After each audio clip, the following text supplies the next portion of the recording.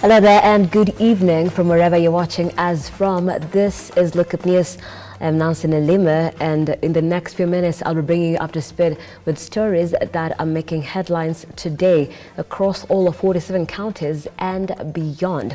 Before we get into it, here are our top stories.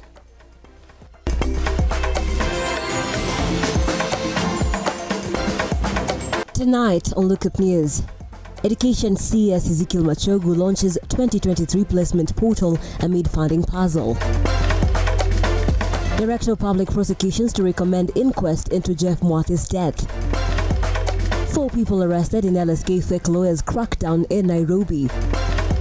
Any other invitation, it must respect the rules of our continent. And President William Ruto's speech received standing ovation during Pan-African Parliamentarian Summit.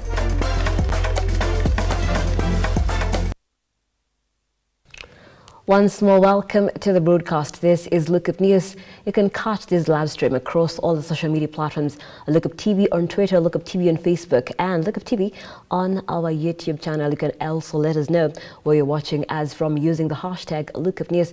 I'll be sampling some of your feedback at the tail end of this broadcast. Let's begin. From Shakahola, where 15 MWATHI'S were on Wednesday exhumed and 1 person rescued from Shakahola Forest in the ongoing operation, where the controversial pastor Paul Mackenzie is being accused of running a cult. This now brings the death to 227. Coast Regional Commissioner Rhoda Onyancha has said that 1 person was rescued, bringing the number of those rescued to 85.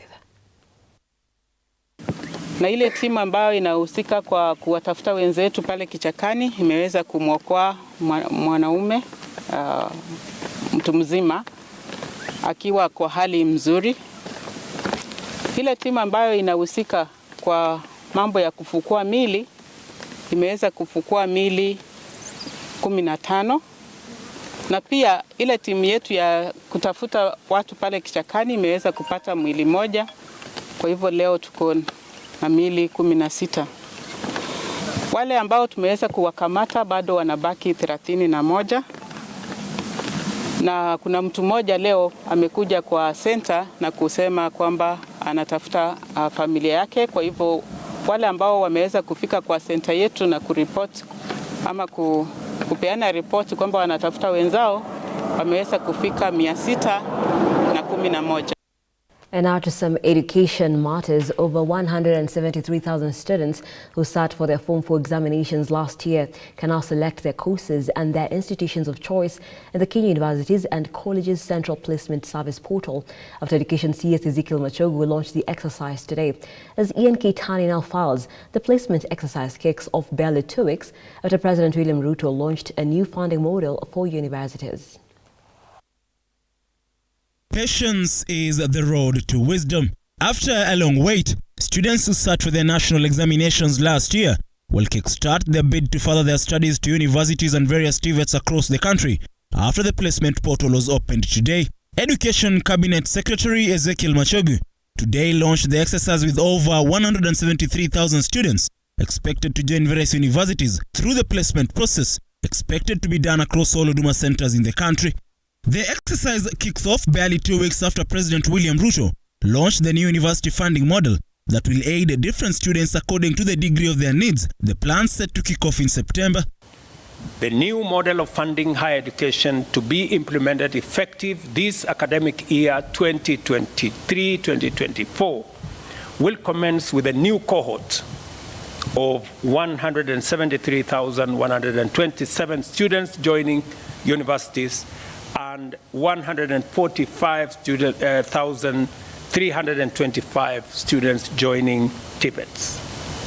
All continuing government-sponsored students shall be supported in line with the previous existing funding model. According to the categories, the extremely needy students and those from vulnerable families will all get full sponsorship from the government to further their studies. The needy students will get 53% scholarship and a 40% grant from the government. For university students, with those going to TVETs getting a 50% scholarship and a 30% grant. The less needy students joining universities will get 38% scholarship and a 55% grant, with those joining TVETs getting a 32% scholarship and a 48% grant. Public universities across the country have debts accruing to billions of shillings, with President Ruto insisting the new model will awaken university managements.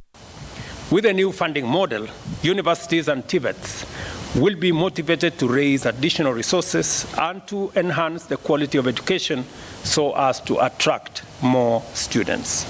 Despite the new model, public universities will get an additional 30 billion in funding.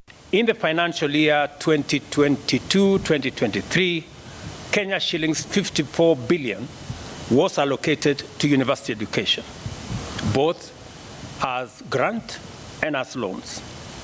In the next financial year, under the new model, we are increasing the budgetary allocation from 54 billion to 84.6 billion, an extra 30.6 billion. This is an increase of 56% and translates to an increase of funding per student from 152,000 to Kenya shillings 208,000. Ian Kitani, Lookuptv. On matters justice, lawyer Dan Kanukach, who is representing DJ Fatso Dan Kanukach, has alleged that the Office of Director of Public Prosecution has found no evidence to suggest that the DJ is culpable of the death of Jeff MWATHI. Through a press statement, the lawyer further revealed that the matter is to be pursued as an inquest. In a surprising turn of events, DJ Fatso, renowned for his chart-topping banger hits, has been found not culpable in the unfortunate death of Jeff MWATHI. Through a press statement by his lawyer, the Office of the Director of Public Prosecution found no evidence linking the DJ to the murder. Cooperation from our client, because he has always maintained from the word go that he's very innocent, he has nothing to hide, and he's like an open book. To that extent, he allowed full access to his phone, to his communication, to his email addresses, to his house. He even subjected himself for all tests, including DNA samples, which were taken. Pursuant to the extensive investigations, the Directorate of Criminal Investigation came up with findings and forwarded that file to the Office of the Director of Public Prosecutions. The essence of these findings from the DCI was that they did not find an iota of culpability. They did not find even one aspect that links our client to the said death, or that purports to say that our client has any gray area. Jeff MWATHI is said to have jumped to his death on the February 22nd while at the MWATHI'S apartment that led to a highly publicized and controversial investigation that saw DJ Fatso face a relentless storm of speculation and scrutiny. The family of Jeff MWATHI have maintained that their son was murdered and did not commit suicide, as various reports claimed. David Alex, Lookuptv. Away from that, Interior CS Kithure Kindiki has declared a 30-day extension of the orders declaring 6 counties in the North Rift as precarious and dangerous. Kindiki said the dreaded criminals are still holed up at Mkogodo Forest, saying the government is keen on flushing out the criminals who have terrorized locals since time immemorial.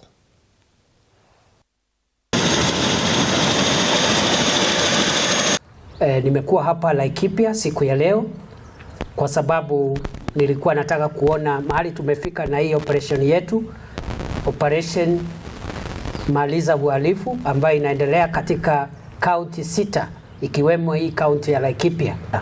Vile vile nimeenda kushukuru wale maafisa wetu wa kambi yetu ya Naibor kwa sababu wameweza kuokoa ng'ombe 75 ambao walikuwa wamechukuliwa na majangili, na nimewashukuru kwa niaba ya serikali ya Kenya, kwa niaba ya rais na kwa niaba ya sisi zote. Tumesema asante, na hii ndio maneno tunataka kusikia kwenda mbele. Ng'ombe zikiibiwa zinapatikana, mkora akifanya jambo tunamshughulikia mara moja. Nimetoa amri ya kwamba vile tumekoroga msitu kule Baringo ya Korkron na Tandare, lazima pia tukoroge Mkogodo hapa. Wale wakora wachache wanajificha hapo, siku zao zimehesabiwa. Tutawafurusha pale, na huo msitu tutaufunga. Ni msitu wa serikali, tutaufunga hakuna mtu ambaye anaruhusiwa kuwa pale, kwa sababu tumeweka katika gazeti la kitaifa ya kwamba ile ni mahali pa uhalifu na watu watoke pale. And we are not kidding. Sio ati ni mchezo. Hii matangazo hatufanyi matangazo ya bure. Kwa hivyo watoke pale, wasipotoka ni sawa, tutawatoa kwa njia moja ama ingine. Tutatumia mbinu zote, kwa sababu katika taifa letu hatuwezi kukubali wakora wachache kuumiza wananchi, kuchukua mali yao na kuwaua kiholela. Na vile vile tumesema ya kwamba maafisa wetu wa NPRs, Police Reservice, wote tutawapatia bima ya afya ya NHIF ili wakiumia wakiwa kazini waweze kupata matibabu. Vile vile tutaangalia marupurupu yao kidogo na sare ya kazi.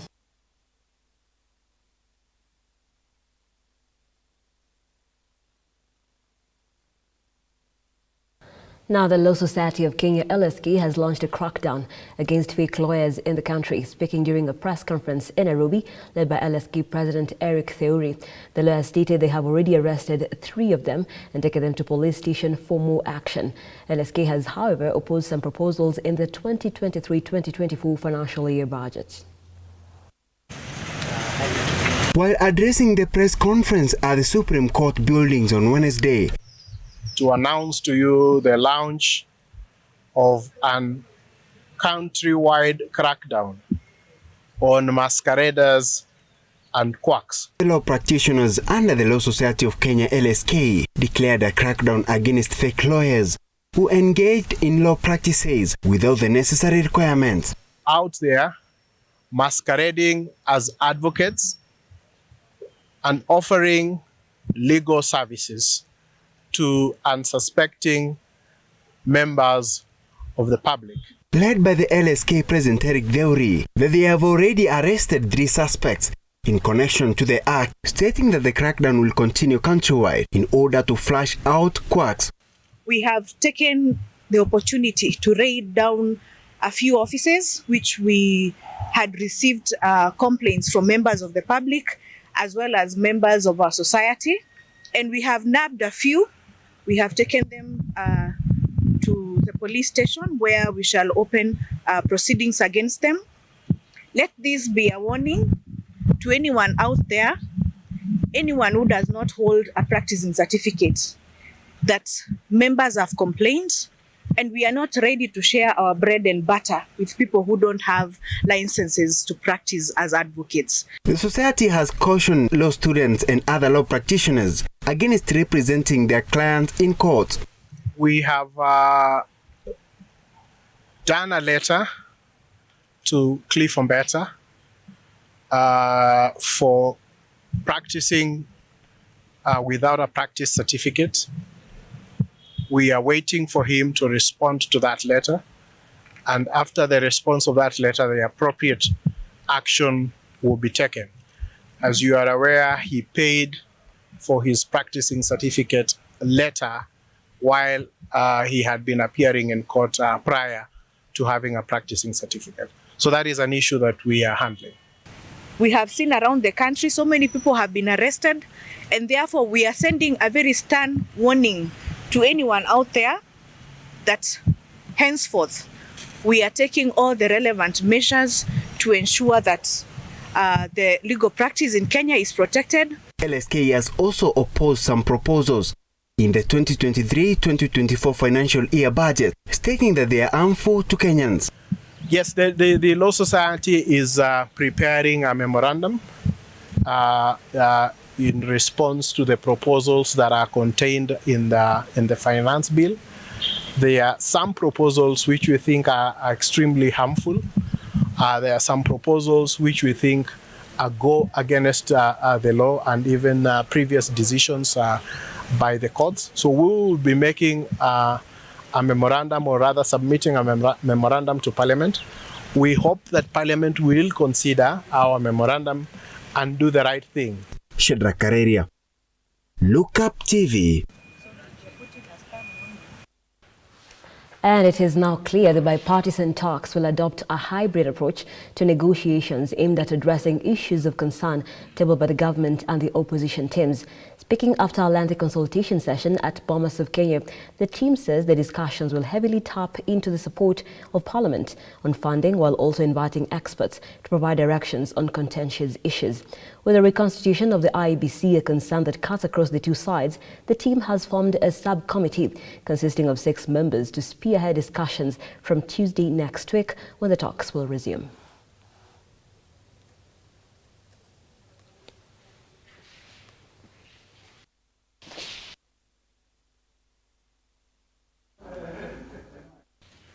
And Lookuptv is taking a very short breather, but we'll be back with so much more on the other side, including a lot of sporting action.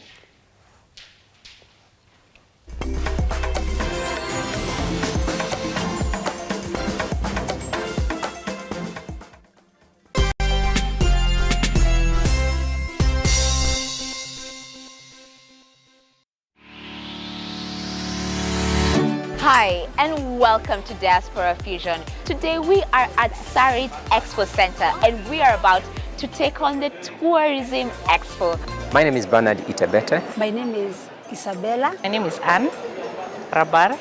My name is Joshua Awili and I'm in charge of sales for Salt Lake, Untitled Hills, Safari Lodges.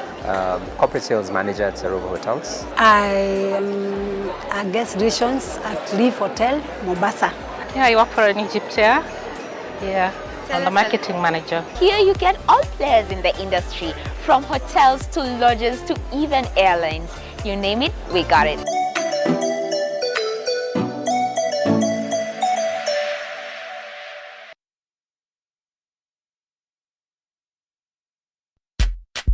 Sensei Institute of Technology is the home to the best practical courses, giving you a hands-on experience to handle the world. A place to build your skill and see the world.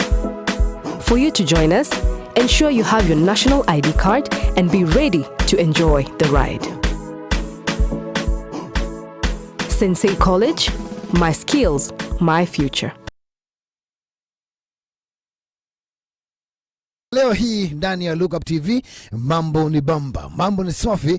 Tumekuja na hela shilingi 1,300 pesa taslima kwa watu wawili kila mmoja, na tukaanza kwake shilingi 300,000, na ukipenda kwa kizungu ama kwa kimombo 300,000 shillings kwa watu wawili kila mmoja. Na sivyo tu juu yake niko na bonus ya 50,000 Kenyan shillings. Yes, niko na bonus ya 50,000 Kenyan shillings. Usipopata 300,000 unapata bonus ya 50,000 Kenyan shillings. Usipata rahisi sana, chukua simu yako kwako, enda pale kwa M-Pesa. Ukifika kwa M-Pesa, enda pale kwa Paybill, weka paybill number ya 137171. 137171 account, weka neno ama weka jina Lookup. Yes, weka jina Lookup kama account. Amount kitisha jamani, weka 99 bob peke yake upate nafasi kuweza kuondoka na hizi hela ndani ya station nambari 1 nchini Kenya jamani. Hizi pesa ni zako. We as Novena United Circle are a society that is able to provide a platform for business startups by providing financial aid to members and creating a platform to accumulate their savings. We look for small business entrepreneurs who are starting a business venture and provide the best opportunity to expand our business niche and turn it into something big. For more information, call us on 0768 757 956 or WhatsApp us on 0734 832 430. Novena United Circle. Tuungane pamoja.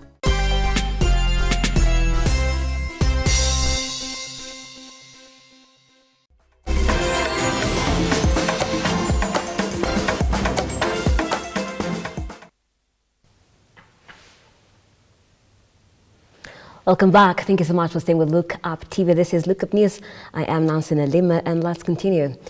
At least 70% of Kenyans across 25 counties perceive the health sector to be corrupt in its service delivery. This is according to a new survey released by the Ethics and Anti-Corruption Commission that shows corruption is one of the top 3 concerns, in the country after unemployment and poverty. Cabinet Secretary Susan Nahumicha says her ministry has already begun implementing reforms to better the system. The EACC survey featured public health facilities employees in project implementation, procurement and financial experts, contractors involved in project implementation, and the general public. Across 25 counties, Kenyans expressed their deepest concerns to be unemployment, followed by poverty and corruption. The survey shows that of the various functions of the Ministry of Health, a Kenyan was likely to encounter corruption at 3 levels.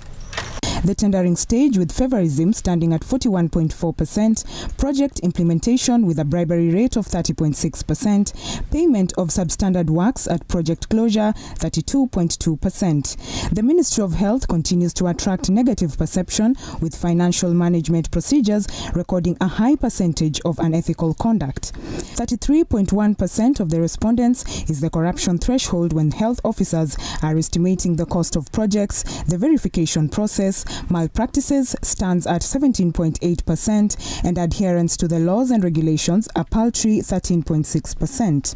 And of the counties that actively engage the public in the implementation of healthcare projects, Makueni County recorded a 93.6% success rate.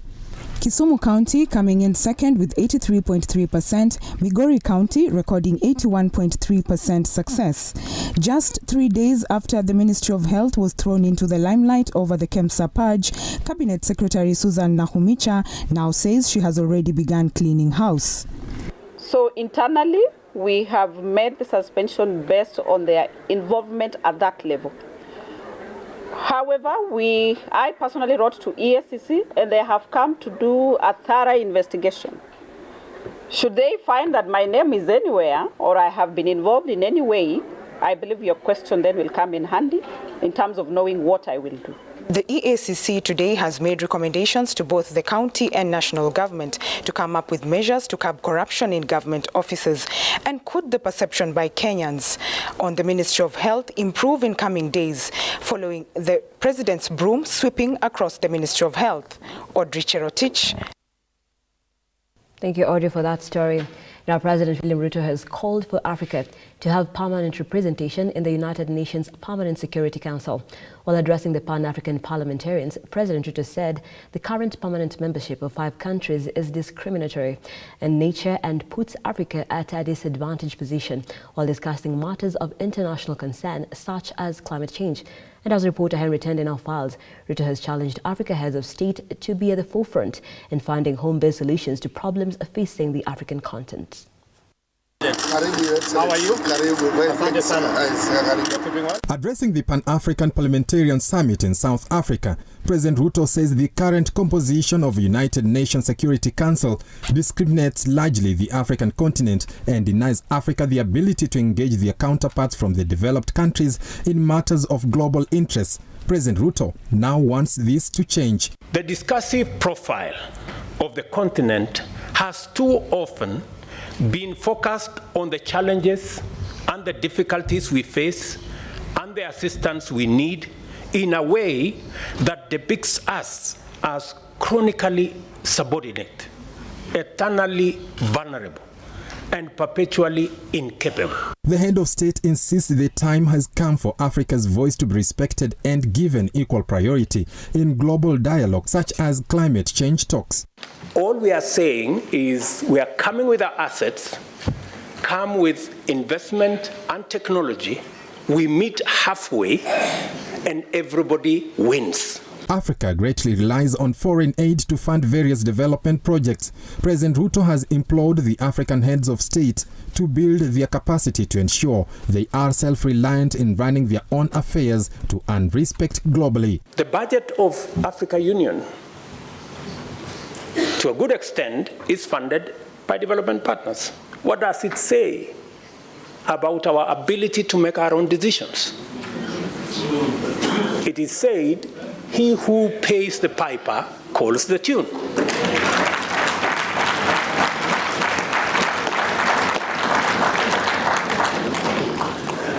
We still hold all the power as heads of state and expect the union to function. It cannot function.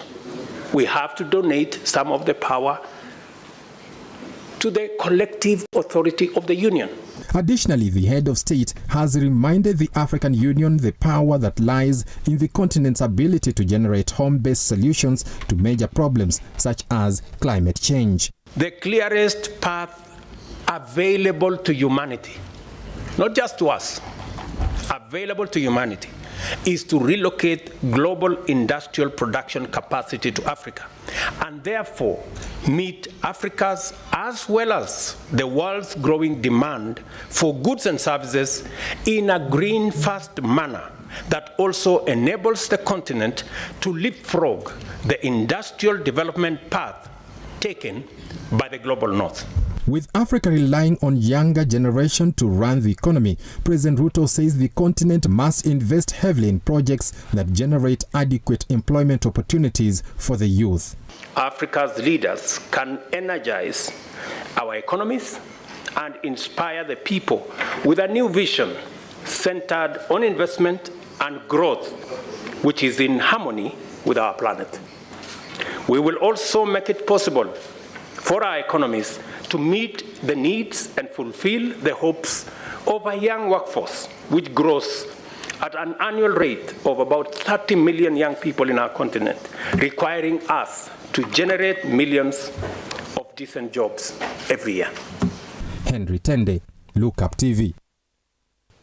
All right, thank you, Henry Tende, for that story. Our president right there got a standing ovation. That is a story that is making headlines. Moving on, a 68-year-old man was on Wednesday arraigned in Kakamega County for defiling a 9-year-old. The suspect, Isaac Anyula, is alleged to have committed the act also with other 4 minors who were not in court. Innocent Ugara with this and more in our county wrap. Appearing before Chief Magistrate Joseph Ndunduri, Isaac Anyula from Maraba on the outskirts of Kakamega town is a man under siege for defiling a 9-year-old primary school pupil.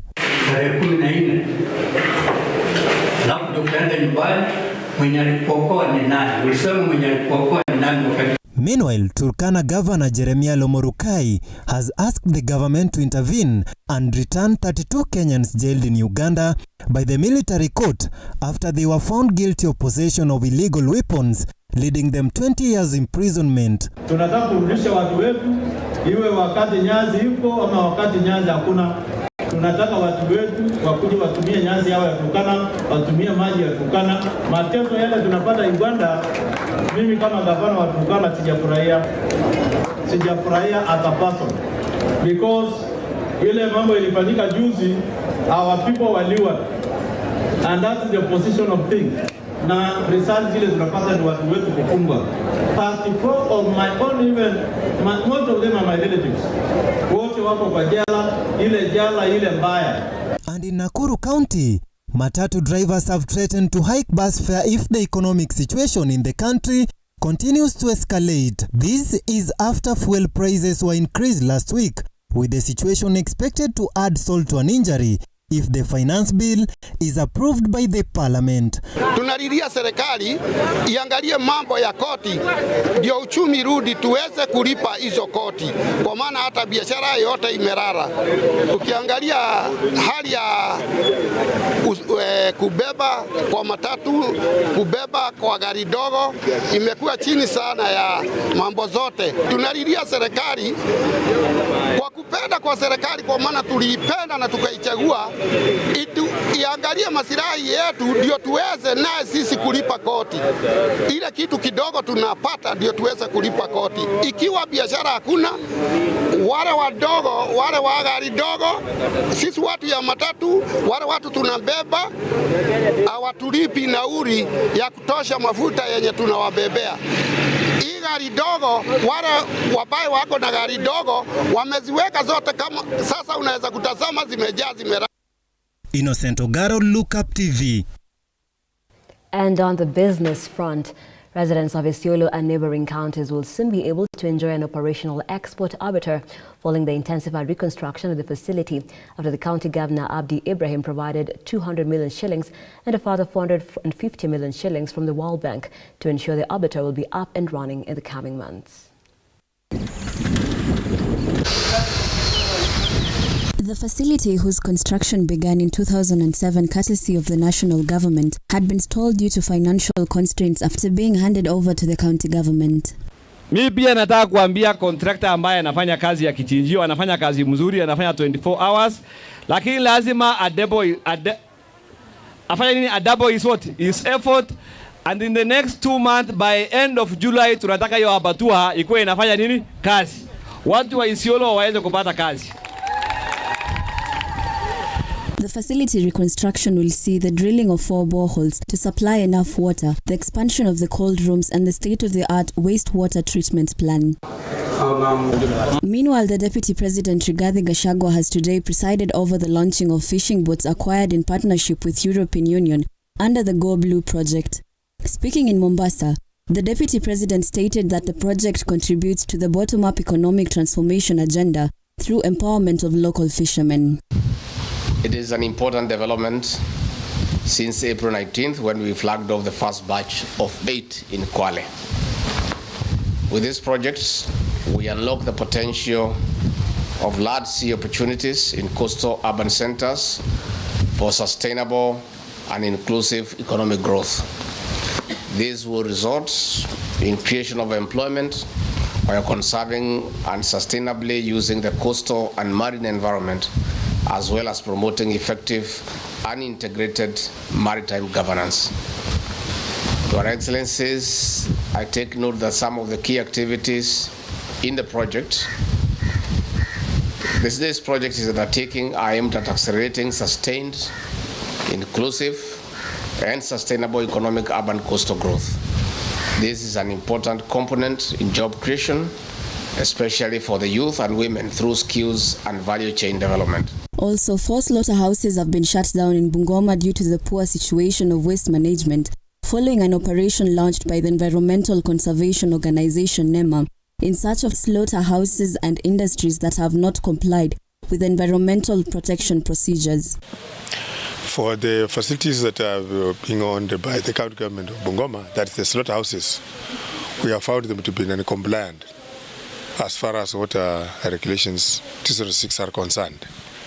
So we have, in fact, given them an order that they stop all the operations in those slaughterhouses till they manage to meet the permissible levels and the licensing regime. Additionally, the Nzoia Sugar Factory has been given 7 days to ensure that it places proper waste management strategies.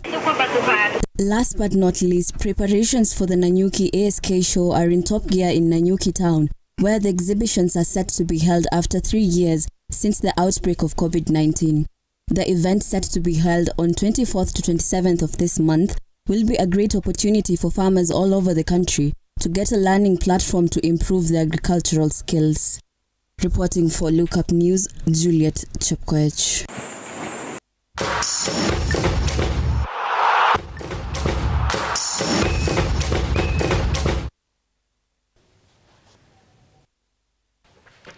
Time now for us to get sporty. African football champions FC Leopards are hoping to lift this season's FKF MOZZART Cup. Ingo will be facing Kakamega-based Homeboys in an Ingo derby this Saturday in the semi-finals of the FKF MOZZART Cup. FC Leopards coach Patrick Uzimus highlights that they have a big chance to lift the trophy and represent the country in the continent.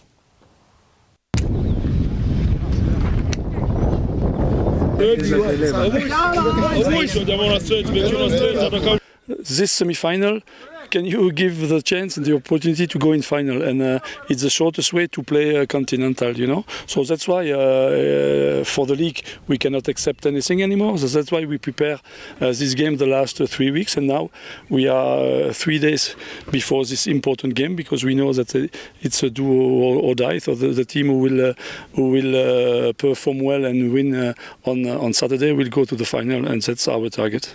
Hii competition kitu ya kwanza ni important kwa sababu inakupatia chance kwenda kurepresent club yako kwa continental. So kwetu ni very important. Pia sisi tutapata nafasi ya kucheza continental. So naweza sema iko na importance sana kama club. So na kama si wachezaji tunazidi kujiandaa vizuri tunajizi kuangalia zile areas ambapo tumekuwa na upungufu kidogo. Ukiangalia mechi mbili zilizopita tumefungwa, so we are just trying to work around hizo nini areas ili tuweze kupata positive results.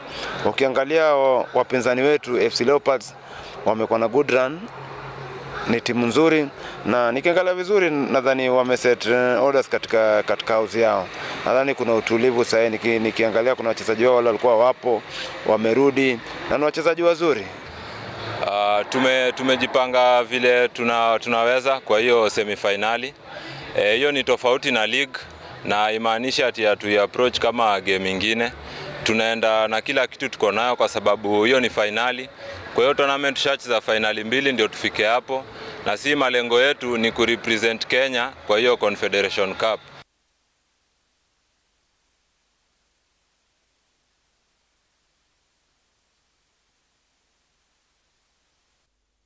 Now, the first Australian woman to sprint 100 meters under the record of 11 seconds, Zoe Hobbs to maintain the system. The Red Queen of Kiwi ran under 11 seconds for the second time in Kipkeino Classic Tour last weekend, where she finished in the second place behind Tonisha Terry of USA.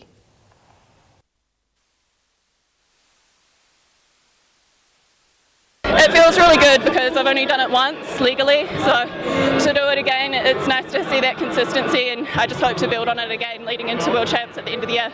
I'll compete in Japan next week, and then I'll head home for a month and then come back to Europe later in the year leading into World Champs. The crowd was electric and it was an equal PB, so to start off the international season like that, I just want to keep building, and like I said, for it to be an equal PB, I can't complain, and yeah, I'm just happy to be here, and the crowd was amazing, and I think that helped. And Manchester City will be tackling the defending champions of UEFA Champions League, Real Madrid, in a mouth-watering semi-final second league fixture at Etihad Stadium. The first leg resulted in a score of 1-1 at Santiago Bernabeu. The Los Blancos are targeting to lift the title for the 15th time, while citizens are aiming to make through to finals for the second time and win the trophy for the first time.